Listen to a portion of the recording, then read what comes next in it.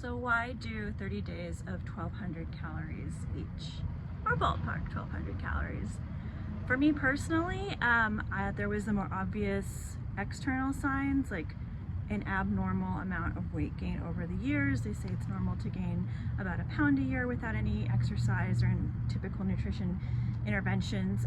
But for me, it was way more than that. And even in the last 3 months or so before I started trying to eliminate some things from my diet, or even go on this meal plan, it was like gaining 15 pounds in 2 or 3 months without doing anything dramatic. So to me, these are just signs that your body is letting you know something's wrong. And on top of that, in the past month or two, I was experiencing some like vomit issues, a little bit of urges to vomit, hell of acid reflux, discomfort, extreme bloating, gas. And while it can be common to just say, oh, you know, we're all just aging, we're middle aged now, it's just gonna be like this, I kind of pushed back on that and I decided to give this a shot. So for anybody concerned about, you know, possibly getting triggered, or wondering if this is some eating disorder sign, I totally get why somebody would think that,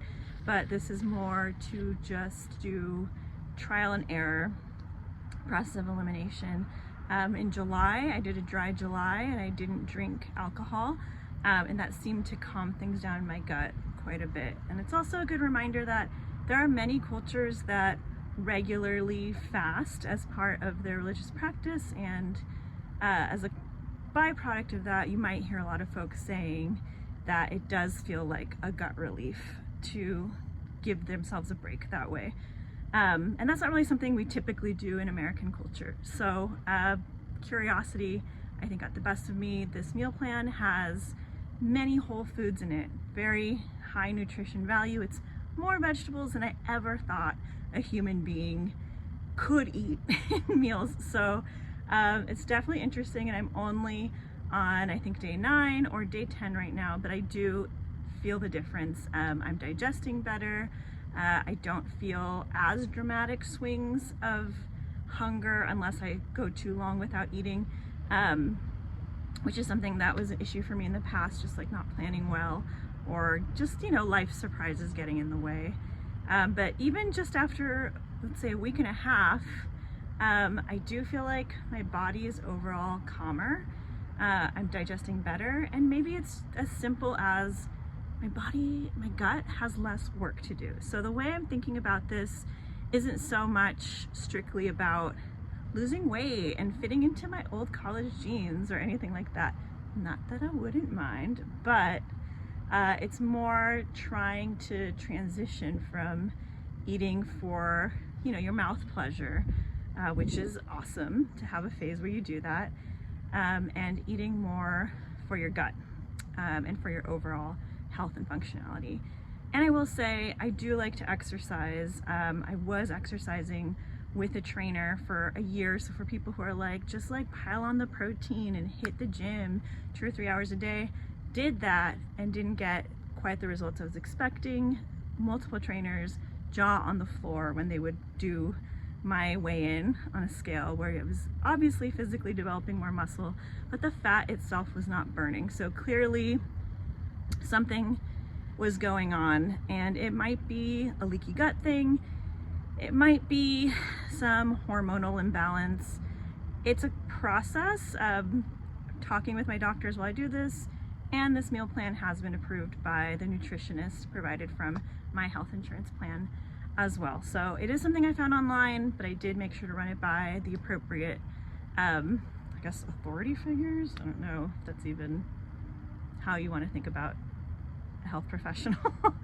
But yeah, not doing this to, you know, blast away on a fainting couch at any point. Not doing this to satisfy man or society or anything like that specifically.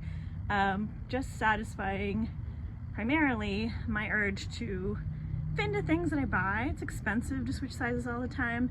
And also, I like to run. That's the gift of exercising and doing training in the past, is I was a person who didn't grow up crazy athletic or crazy disciplined, and I became a person that really loves exercise, and I like to run, and I like to play games. I like to play tennis and pickleball and soccer. If there's ever 10 people in their 30s with enough time to play a game, I do enjoy that. But when you put on more weight than is normal to put on with your diet, that is a burden on your joints. And it became really difficult to go running. And so, you know, what I don't want to happen is for this trend to continue and it to become increasingly difficult to do the things I love, like just going on a run and, you know, not stepping on a weird angle or like on a rock and suddenly the sheer weight of my body giving me like a mild heart attack or potentially making me sprain or twist or break an important joint and kind of like worsening my issues. So this is more to just science experiment, test drive, see if this is going to be the magic key that balances me out, gives me the appropriate nutrition that I need, and helps me lose weight to get to a point that is comfortable for me to do the things I love in and to just go about day-to-day life in. Thank you everyone for your concerns. Look at the San Francisco skyline. We love horizons. We don't want our bodies to be as long as one necessarily. That being said, I'm hot, you're hot, every size. People still had sex with me at my heaviest. People still had sex with me at my lightest. Don't worry about it. Someone wants to bone you. It's gonna work out. That's pretty much it. If you have any questions about quality of the tastiness of the foods that I'm making, feel free to shoot me a message. I do modify recipes from time to time, and just like trying to give an honest report of what it feels like. And for those of you who struggle and like who understand what's nutritious and what's not, but still like keep grabbing like things that are bad for you and you know it, maybe you've got mad ADD like me, I will say it is easier, even if you do have to deviate, it is easier if something's just laid out that gives you the baseline of how much you're gonna hit in terms of calories and macronutrients and nutrition values of the stuff that you're planning on. If you deviate for a meal or two, it's not nearly as crazy as if you just are grabbing fast food or whatever's prepped at the store or pre-sliced. Hot tip from my old personal trainer, don't buy the pre-sliced things. Buy whole block cheese, buy whole block meat. The preservatives in there won't make anything easier for you if you are trying to be nice to your gut. Yeah, I will say that having a 30-day plan or something like it has been a boon, because a slight deviation doesn't dramatically upset my ability to get back on track or to totally lose a sense of where I'm at in terms of what I'm taking in. So far so good. Still another 20 some days to go. And in case anybody did wonder, as far as the actual weight loss goes, I started this August 2nd, this particular meal plan. I stopped drinking July 1st, and I broke the seal on that last night, just half a White Claw, chill out. But since mid-June, at a doctor's visit, have reduced by about 10 pounds. So just doing those two things, eating healthier and sometimes messing up, but also not drinking for a month, helps your liver out, probably helps your gut out too. So who knows, maybe this will keep going, maybe it'll stay here. Just curious, and I will keep reporting. Have a beautiful day.